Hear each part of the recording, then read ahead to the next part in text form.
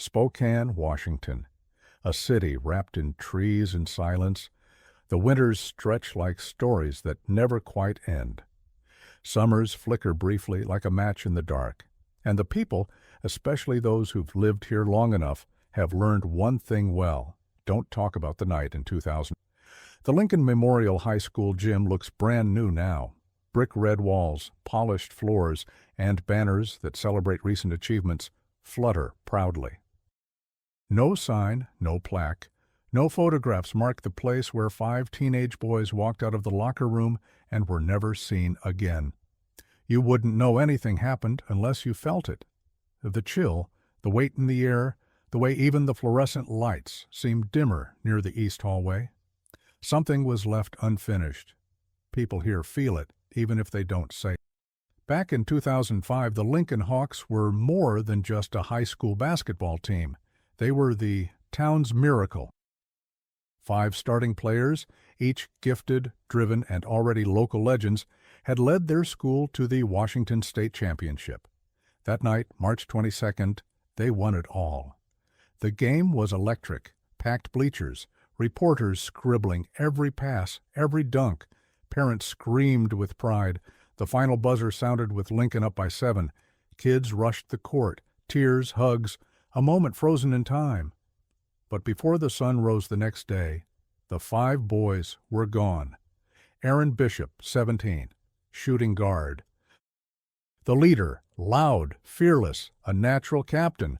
Malik Jenkins, 18, center, towering, powerful, the anchor of the team. Toby Crawford, 17, point guard, quiet, analytical, the brain of every play. Jesse Moore, 16, small forward, fast, flashy, adored by fans and feared by rivals. Leo Montoya, 18, power forward, loyal, artistic, always sketching his teammates in the margins of his notebooks. A security camera caught the last known footage of them at 10:47 p.m. They were laughing, full of. Jesse was dribbling the ball behind his back. Aaron leaned into the lens and flexed. Leo waved. They walked out of frame. That was it.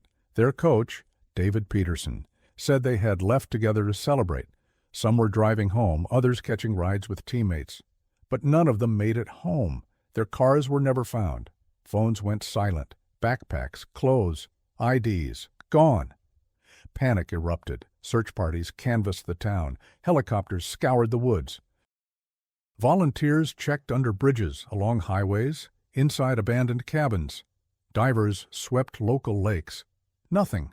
Rumors spread like fire. A runaway pact, a kidnapping, drug ties, witness protection, a cult. But the police never found evidence of any of it. By 2008, the case was quietly archived, unsolved. Spokane moved on, or pretended to. The school removed their jerseys from the trophy case. The banner from that championship year was left up, but covered with another. Some teachers still remember the silence that settled afterward, the awkward way students avoided the old locker room.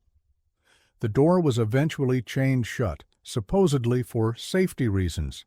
One night, someone wrote in thick black marker on that chained door, "They never left."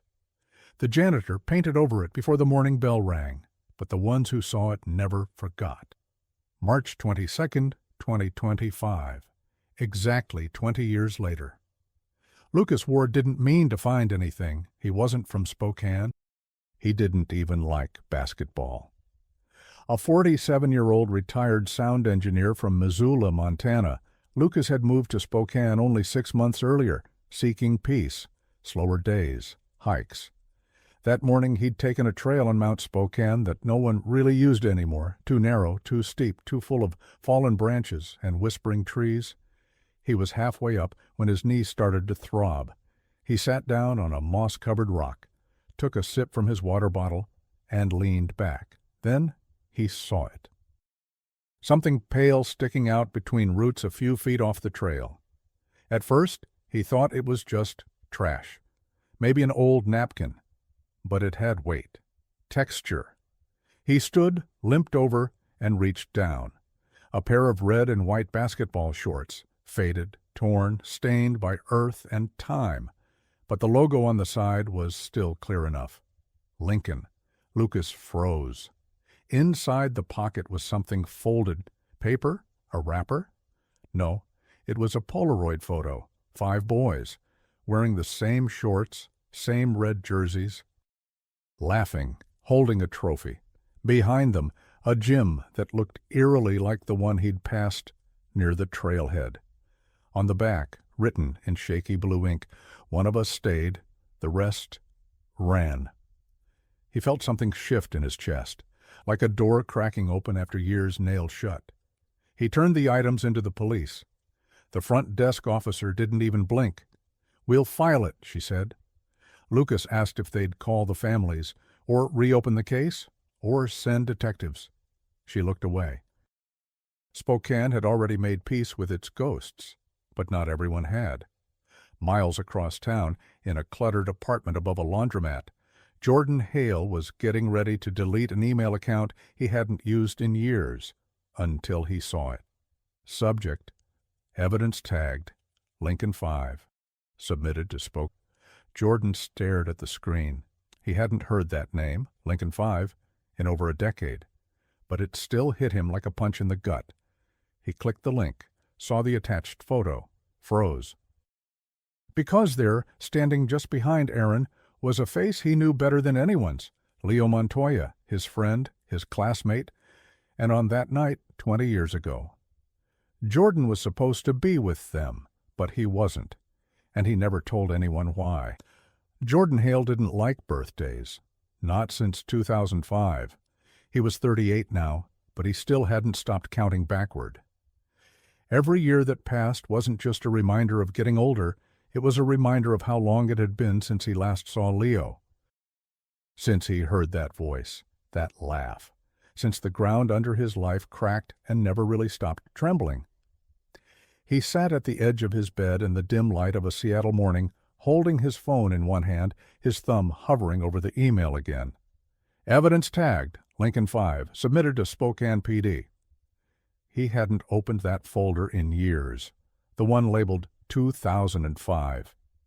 Inside were dozens of saved articles, interviews, a few blurry photos from the championship night, and one file titled, "Do Not Open."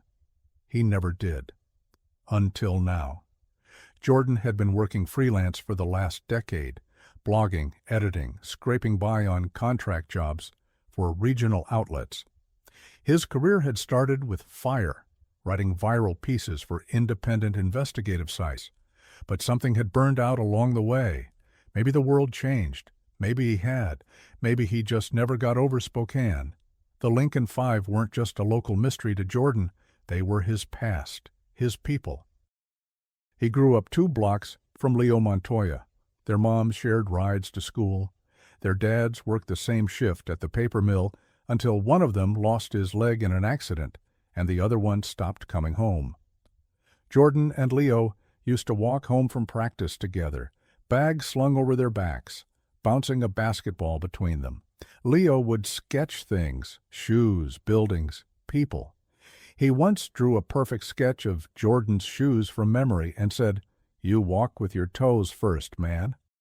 You know that? Jordan hadn't. Leo always noticed the small things. That's what made what happened later so much harder to swallow. It was supposed to be the best night of their lives. March 22nd, 2005. Jordan wasn't on the team, but he was part of the crew, tech club, music setup, helping run sound during home games. He knew everyone. He'd been invited to the after party, told to meet behind the gym around 11 p.m. The plan was to drive out to the lake, bonfire, music, celebrating like kings. But something happened that night. Jordan didn't go. He told people he got sick, that his mom grounded him, that he forgot. None of it was true. The truth was, Jordan had gotten a call from Leo around 10:30 p.m. He remembered the exact time because it was the last time his phone rang before everything went quiet. Leo's voice was low, rushed. "Jay, if something happens, just know I tried." Jordan asked what he meant. Leo hesitated. Then the line went dead. That call played in his head for years. Over and over, a scratch in a record, a ghost note and a song. He never told the police about it, not when they came to school asking questions. Not when Leo's mother stood in front of the news cameras with swollen eyes begging anyone to speak up. Jordan said nothing. He was afraid, not just of what he didn't understand, but of what he might understand if he asked too many questions. Now, 20 years later, that fear hadn't vanished, but it had turned into something else. Guilt. He clicked the photo from the email again. The Polaroid was old, faded, but it was them. Leo standing off to the side, one hand on Aaron's shoulder, that familiar crooked smile. Jesse, mid-laugh. Toby with his arms crossed like he always did when he wasn't sure if he wanted to be in the picture. The same 5 boys who vanished that night. And on the back? One of us stayed, the rest ran. Jordan didn't understand it, but he felt something tug in his chest. The way a dog might lift its head at a frequency humans couldn't hear. He knew what it meant. It meant the story wasn't over. He packed a duffel bag that afternoon, not much, just what he needed. A camera, his laptop, an old tape recorder he hadn't used in a decade, a leather-bound notebook with a cracked spine, his press pass, long expired but still useful when flashing it quickly, and the photo. He printed it, held it in his hands like it might bleed. Spokane was 4.5 hours east. He hadn't been back in over a decade, not even for holidays, not even when his cousin died, and the funeral was held at the church near the high school. Jordan had made excuses. Always busy, always too much going on. Now he had no excuse left. He started the car. The engine clicked. His reflection in the rearview mirror looked older than he remembered, more tired. But when he drove out of Seattle past the shimmering blue of Lake Washington, through the endless corridor of I-90 surrounded by pine trees and mountains, something in him began to stir. Not hope, not yet, but movement. He arrived in Spokane just before dark. The city looked the same, sort of. Same skyline, same rusted signs, same smell in the air, damp pavement and pine. But the school, it looked different. The gym had been rebuilt. The east wing of the building now held a robotics lab and a glass-walled library. The old courtyard, where he used to eat lunch with Leo, was now a faculty parking lot. He parked across the street, engine idling. His hands gripped the wheel. Then he turned off the ignition, walked to the entrance. He didn't expect to be allowed in. It was after hours, but the front doors were unlocked. The night janitor, an older man with heads on, nodded politely without asking questions. Jordan slipped down the hallway, past the new banners, the trophy case, the vending machines that replaced the old soda fountains, until he reached it. The door, or rather, what used to be the door. It was now a concrete wall, painted the same beige as the hallway, but if you looked closely, you could see it, just barely, a faint outline of where it used to be, a shape. He stood there for a long time, not moving, not breathing, and in the silence, the memory came back. The sound of Leo's voice in his head. If something happens, just know I tried. He whispered it aloud as if saying it might bring something back, but nothing came, only the silence, until something unexpected happened. Behind him, down the hallway, came the sound of sneakers squeaking on tile. Jordan turned. No one was there, but on the ground, a single slip of water. He bent down. It was a copy of an old yearbook page, 5 faces circled in red ink. A note scribbled underneath, "The past never forgets, even if the town does." Jordan stood up slowly, eyes narrowing. Someone knew he was here. Someone was watching. And someone wanted the story to finally come out. The next morning, Jordan sat in the Lincoln High School parking lot, staring at the yearbook page. It hadn't been there by accident. Someone knew he was back, and someone wanted him to look closer. The red circles around each of the 5 boys' faces, Aaron, Malik, Toby, Jesse, Leo, were aggressive, almost carved into the paper. Whoever had marked them wasn't just trying to identify them. They were trying to say something, to scream. And that note, "The past never forgets, even if the town does," it sounded like a threat, or maybe a warning, or a dare. Either way, Jordan couldn't ignore it. He folded the page, tucked it into his notebook, and started the engine. There was only one person still in Spokane who might give him something real, someone who'd kept his distance when the case exploded and had since disappeared into the noise of everyday life. Coach David Peterson. Peterson lived in a weathered house near the river, barely visible behind overgrown bushes and a lopsided mailbox that hadn't been replaced since the 90s. Jordan parked at the curb and walked up the path slowly. He knocked. Nothing. He knocked again. Then the door opened, an inch. A chain rattled. An eye peered through. It was him, older, thinner, but unmistakable. Peterson's voice was dry. "You a cop?" "No," Jordan replied, "just someone who hasn't forgotten." A pause. Then the chain slid back. The living room smelled like dust and burnt coffee. A TV played an old war movie with the sound off. Peterson sat in a worn recliner, motioning for Jordan to take the opposite chair. "You're Hale, right?" he said. "You were friends with Leo." "And I was supposed to be with them that night," Peterson leaned back. "That's a sentence I've heard from a dozen people." Jordan pulled out the Polaroid. Peterson stared. His fingers twitched, but he didn't reach for it. "That was in the pocket of a pair of shorts," Jordan said. "Found in the woods. Submitted to the police. Ever seen that before?" Peterson's eyes darkened. "I never saw that photo," he said. "But I know that night, like a scar. Never leaves." "What happened, Coach?" "I don't know." "You sure?" Peterson's jaw clenched. "I was in my office after the game, finishing paperwork. They said they'd be back in a few. Go change. Go celebrate, you know. Kids, they never came back." "Did they ever tell you where they were going?" Peterson hesitated. "They mentioned Jesse had something planned, some kind of prank. Said I'd hear about it in the paper." Jordan leaned forward. "What kind of prank?" Peterson shook his head. "Never found out." There was something in his eyes, grief, but also fear. And Jordan saw it for the first time. The coach hadn't just lost players that night, he'd lost control. "You think they left town?" Jordan asked. "No. I think they disappeared because someone wanted them gone." Jordan paused. "You think it was someone from the school?" "I think you should be careful what you dig up." Back in his car, Jordan opened his laptop and began pulling up old police reports. The official case file was thin, disturbingly thin. No full autopsies, no phone records made public, no interviews with more than a handful of students. Worse, most of the file was scanned PDFs of typewritten notes, sloppy formatting, incomplete logs. One thing stood out. All 5 boys had supposedly left the school at the same time, in the same direction, toward the east parking lot.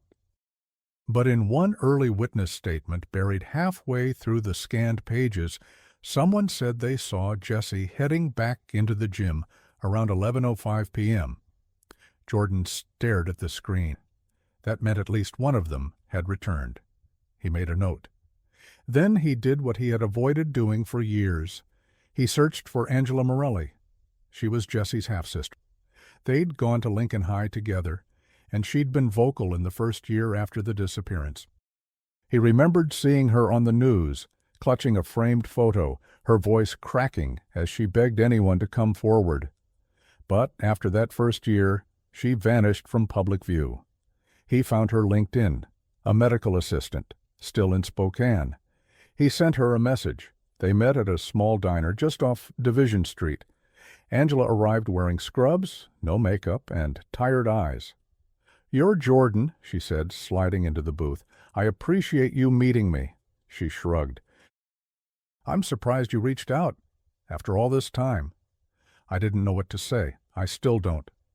But something was found, something real. He handed her a copy of the photo. She looked at it for a long time, her lips pressed into a line. "That's from that night," she said. Jesse had that jersey. I remember Mom sewing a patch on it because he tore it during semifinals." She turned the photo over, read the words. Then something in her expression changed. "What? I've seen this handwriting before," she whispered. "That's Jesse's." Jordan froze. "You're sure?" Angela nodded. "He always made his S's that way, like little figure eights." "One of us stayed," Jordan repeated. "The rest ran. What does that mean?" "I don't know," she said, her voice breaking.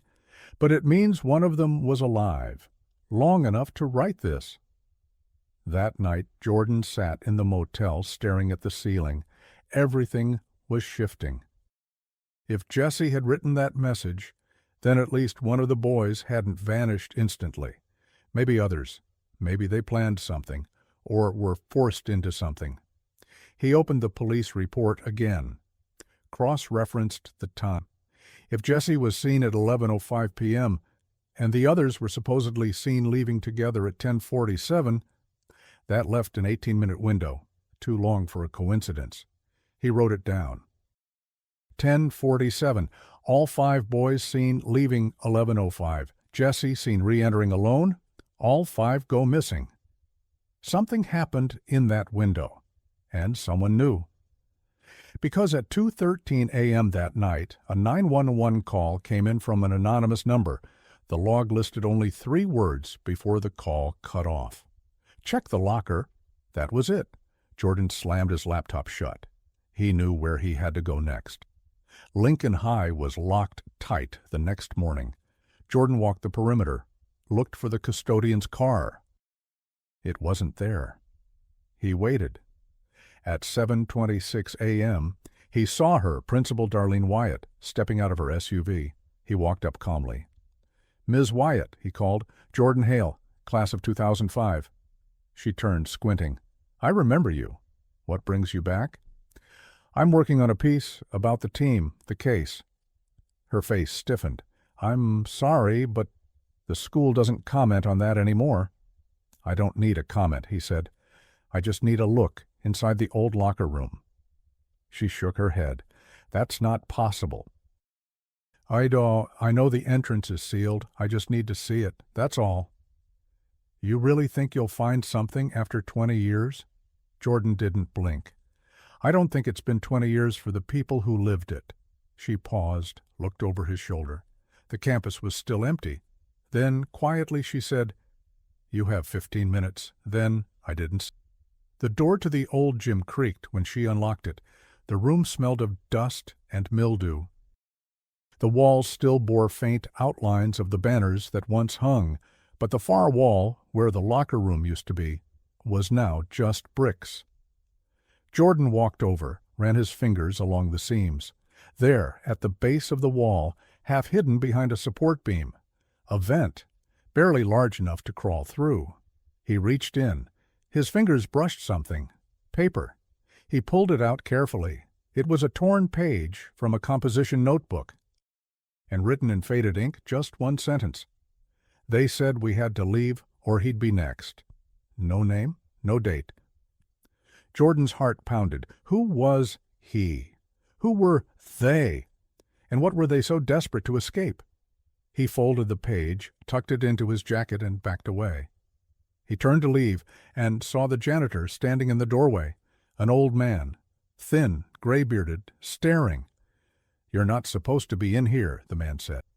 "I'm sorry," Jordan said, but the janitor didn't move. "Some things stay buried for a reason," he whispered. Jordan paused. "Do you know what happened?"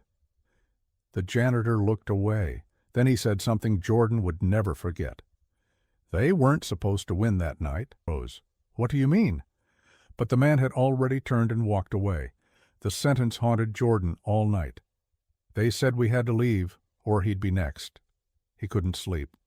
He just stared at the torn notebook page under his motel lamp, reading it again and again until the words started to lose shape. Who was he? Who were they? And why had none of this ever surfaced in 20 years? The janitor's parting comment, "They weren't supposed to win that night," had cracked something open inside him. A truth bigger than 5 missing boys, bigger than a small-town tragedy. Someone had orchestrated something, or at the very least, covered something. And Jordan was done playing it safe. He drove to the Spokane County Library first thing the next morning and pulled every local paper from the week leading up to and after March 22, 2005. The championship game had been huge for the city, but what struck Jordan wasn't the celebration. It was the silence that followed. The day after the win, the front page of the Spokesman Review showed the team hoisting the trophy, but only 4 players were visible in the photo. Leo Montoya, oddly, wasn't. That wasn't the real surprise. The real surprise came 3 pages later in a blurb titled, "Investors Pull Funding from Youth Development Program." The article explained that a local business group had abruptly withdrawn support from a mentorship and scholarship initiative tied to the Lincoln High basketball team. No explanation, just gone. And the name of the group? Spokane Legacy Foundation. Jordan had never heard of it before. But when he searched their board of directors from 2005, one name jumped out at him: Alan Greaves, a former assistant coach at Lincoln. He hadn't been at the championship game. Rumors said he was let go quietly after philosophical differences with the head coach. But now it was looking more like someone wanted him gone. Jordan found Alan Greaves living 2 towns over, in Cheney, Washington. The house was modest. Clean lawn, quiet street. A woman answered the door first. His wife? She hesitated when Jordan asked for Alan. "He doesn't talk about those days," she said. "He stopped following basketball completely." "I think he was trying to protect those boys," Jordan said gently, "and they trusted him." She stared at him for a moment, then opened the door wider. "He's in the shed." The man sitting on the wooden bench looked like a ghost of a coach, slouched, hands calloused, eyes sharp but sunken. "You're here about the 5, Alan said before Jordan could speak. Jordan nodded. "You knew something, back then, didn't you?" Alan let out a breath. It had waited 20 years to leave. "I tried to stop it," he said. "I really did." "Stop what?" He didn't speak right away. Then he walked to the corner of the shed and pulled out an old file box. Inside were newspaper clippings, game footage on DVDs, a few printed emails. He handed one to Jordan. It was a message dated 5 days before the championship. From D. Peterson, Lincoln High. "Edu to a Greaves, a Lincoln High, edu you." Subject: Bench rotation. "Alan, drop the Montoya kid to second rotation. Admin is putting pressure. Keep it clean." Jordan felt a chill. "They wanted Leo benched?" he asked. Alan nodded.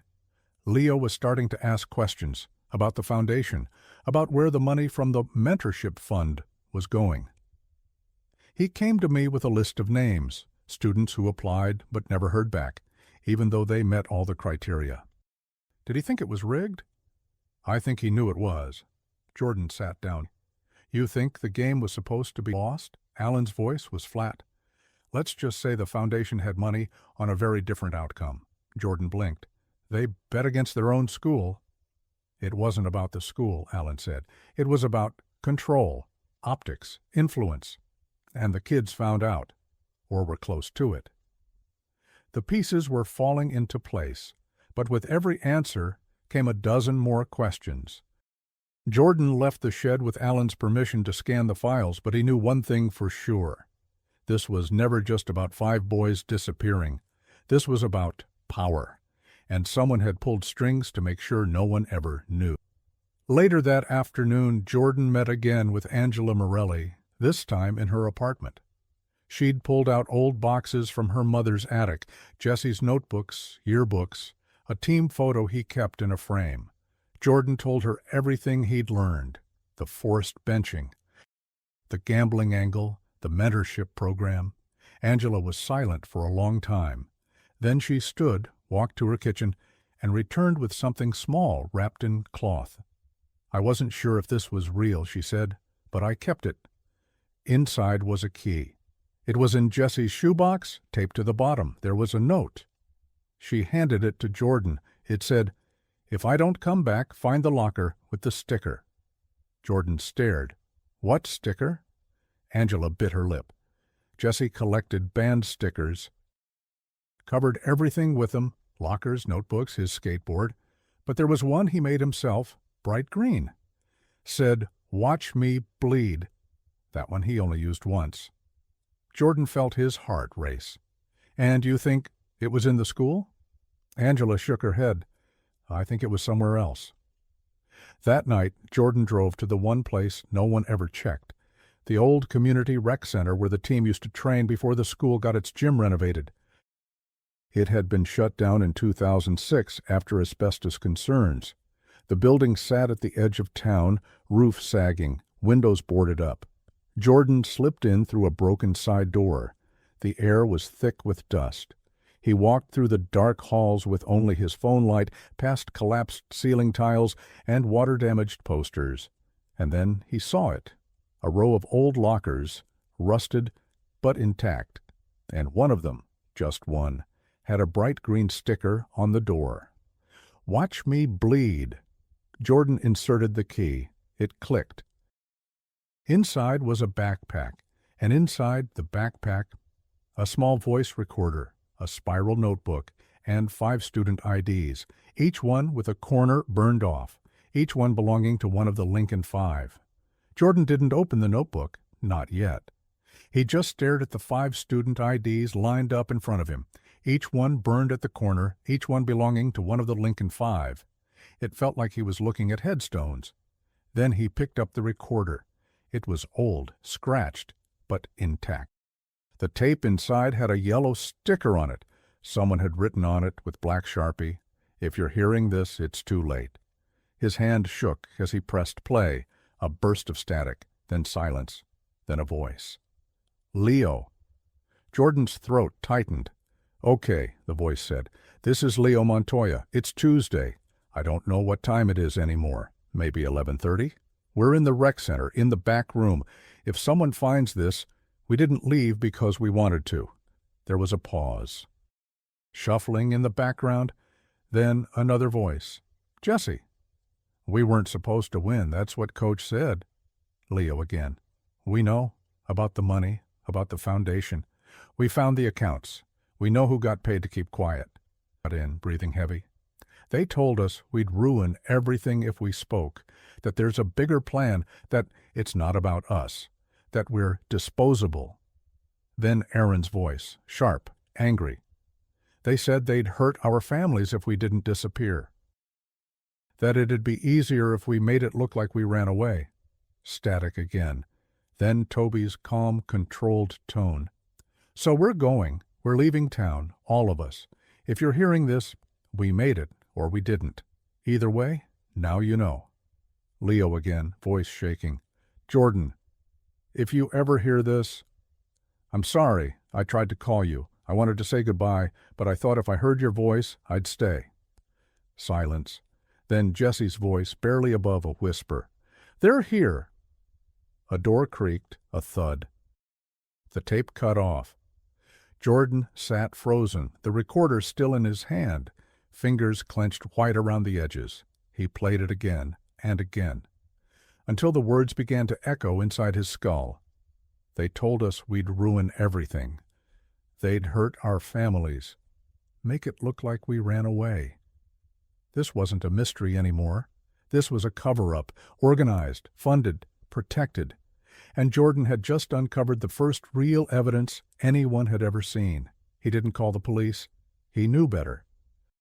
Instead, he drove to Angela's apartment and played the tape for her. She didn't speak for the first 5 minutes, just sat there, one hand over her mouth, tears in her eyes. "That's Jesse," she whispered. "He was scared. I can hear it in his breathing." Jordan nodded. "They didn't just vanish. They were forced out." Angela looked at him. He showed her the notebook next. Inside were pages of handwritten notes, some in Leo's handwriting, some in Jesse's. A list of names.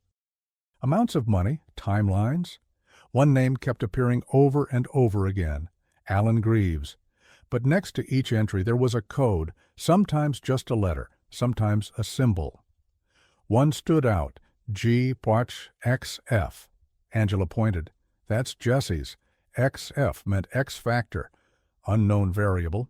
He used that in math. Jordan flipped the page. More names, more references to people tied to the Spokane Legacy Foundation. Then something different. A hand-drawn map, crude but clear. 3 red X's, one over Lincoln High, one over the rec center, and one over a house on the edge of town. Jordan squinted. It was the janitor's address. That night, Jordan parked across the street. He watched the house. It was quiet. Then, just after 2 a.m., the door opened. The janitor stepped out with someone in a wheelchair, an older man, frail, pale. They got into a van and pulled away. Jordan followed. They drove to the edge of town, into the woods, toward an old warehouse Jordan hadn't seen since he was a kid. They entered. Jordan waited. 30 minutes. Then the janitor returned, alone. Jordan waited another 10, then approached the warehouse. Inside, it was silent. Dust everywhere. But in the back corner was a small room, cots, a water jug, faded blankets, and on the wall, written in charcoal, "We didn't want to go." Jordan snapped a photo, then opened a rusted metal box. Inside, new photos, surveillance stills. Leo, in a grocery store in 2008, another in 2011, 2013, 2018, always different towns. Different hair. Older. Leo was alive, and someone was watching him. Jordan returned to Angela with the evidence. She broke down. "He stayed behind," she whispered. "I don't think he had a choice," Jordan said. "I think they kept him hidden, maybe to keep him safe, maybe to shut him up." She nodded slowly, still crying. Then Jordan's phone buzzed. Unknown number. Message, "You've seen enough." He stared, then another. "We'll give you Leo, but you stop now." Angela looked at him. "What are you going to do?" Jordan looked down at the recorder, the notebook, the names, the faces, the wall of silence, and said, "I'm going to finish what they started." Jordan stood in front of the courthouse steps with a USB drive in one hand and a folded press badge in the other. The footage he was about to release wasn't just about 5 missing kids. It was about an entire system that decided silence was easier than truth. Safer, but not anymore. He uploaded everything, the recordings, the photos, the notebook scans, the surveillance footage, the tape from Leo. The file went to 3 trusted journalists, an independent documentary team, and a legal nonprofit based in Portland. Then he sat in his car, closed his eyes, and waited. The story hit local news the next day, then state, then national. Breaking, new evidence surfaces in 2005, disappearance of Lincoln High basketball team. Whistleblower reveals, cover-up, tied to Spokane Legacy Foundation. Is Leo Montoya still alive? Angela called him crying, not out of fear, out of relief. "I've waited 20 years, she whispered, and today I finally heard my brother's voice again." Jordan couldn't speak. His throat was tight, so he just listened. The town of Spokane erupted. Some called Jordan a hero. Some said he should have kept quiet. Protests started outside the district office. Parents of the missing boys gave interviews for the first time in years. Their grief, raw and jagged, spilled into every frame. Coach Peterson made a quiet public statement, said he regretted many things, then retired for good. But the janitor, he disappeared. And Leo? Still no confirmation. But the warehouse had been cleaned out the day after Jordan found it. No trace left, only silence. And the wall that said, "We didn't want to go." A week later, Jordan stood in front of a private mailbox with a number but no name. Inside was a letter, handwritten, no signature, just 6 words. "You did what I couldn't." L. Jordan folded the note slowly. Leo was watching, and maybe that was enough. On a quiet afternoon, he met Angela at the park where Jesse used to play. They sat on a bench, watched kids run past, and talked about everything. She pulled something from her bag, a bracelet Jesse used to wear, blue and white, Lincoln colors. She placed it on the bench between them. "We lost them," she said, "but you brought them back, even if just for a moment." Jordan looked down at the bracelet and nodded. I owed them that much. 3 weeks later, the Spokane Legacy Foundation was dissolved. Several members of the board were indicted on charges of obstruction and fraud. No one had yet been charged for what happened to the boys. But now, people were asking questions again, and this time no one could shut them up. That night, Jordan sat in the old Lincoln High bleachers alone. The gym was quiet, empty. The banners were back up. A new one had been added. The 5, never forgotten. He stared at it for a long time, then reached into his bag and pulled out the tape recorder. He pressed play one last time. Leo's voice filled the room. "Jordan, if you ever hear this, I'm sorry. I tried to call you. I wanted to say goodbye. But I thought if I heard your voice, I'd stay." Jordan closed his eyes and whispered back, "I heard you." Jordan opened a blank document and placed his hands on the keyboard. He stared at the cursor for a long time. The blinking reminded him of a pulse, of something barely hanging on, something waiting to be named. Then he began to type. "To the 5. I don't know where you are. Maybe some of you are gone. Maybe some of you are out there, hiding in plain sight, reading this. Maybe none of you expected anyone to ever look again, but I did, and I wish I had done it sooner. When you vanished, the world went quiet. We filled that silence with rumors, stories, lies. We talked about you in past tense because it hurt too much to say your names out loud, but the truth doesn't rot. It waits in basements, in backpacks, in old lockers and forgotten warehouses.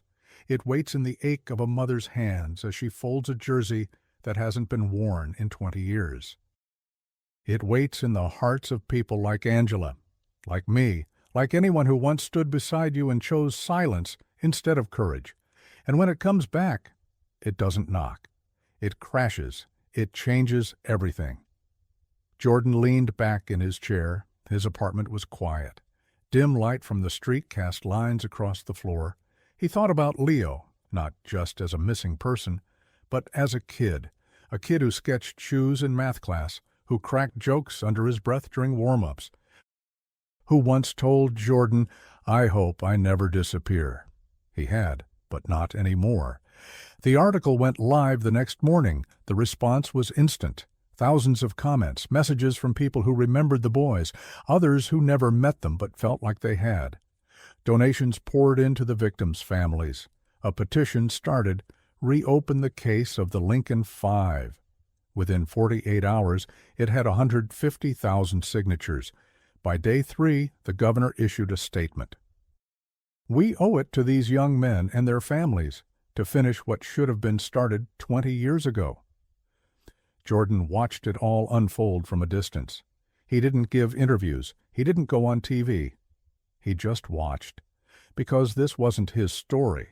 It never had been. He was just the one who said it out loud. 2 weeks later, a letter arrived at his door. No return address. Inside was a single photograph. A man sitting on a bench by the ocean. Beard, sunglasses, sketchbook in his lap. Jordan knew that posture, that line of the shoulders. On the back of the photo was one sentence. "I stayed because someone had to watch." There was no name, but Jordan didn't need one. Leo was alive, and he was watching the world finally remember. 1 month later, Jordan visited the school again. This time, he wasn't alone. Angela came. So did Coach Peterson. Dozens of former students, reporters, neighbors. They gathered under a new plaque on the outer gym wall. It read, "In memory of the 5 who never made it home. Not lost, not forgotten, just waiting to be heard." Jordan didn't speak that day. He just stood with the crowd, eyes on the plaque, hand resting over his heart. Angela reached over and held his hand. Neither said a word. They didn't need to. That night he recorded a voice memo for himself, for anyone who might someday wonder how it all felt.